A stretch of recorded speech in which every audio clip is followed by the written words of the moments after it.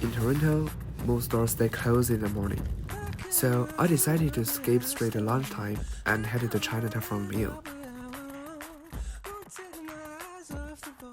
These stir-fried peanuts were instantly good. Look at that chili in the back. They call it mildly spicy.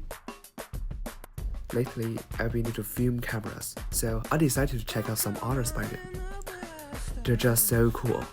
After that, I wondered aimlessly.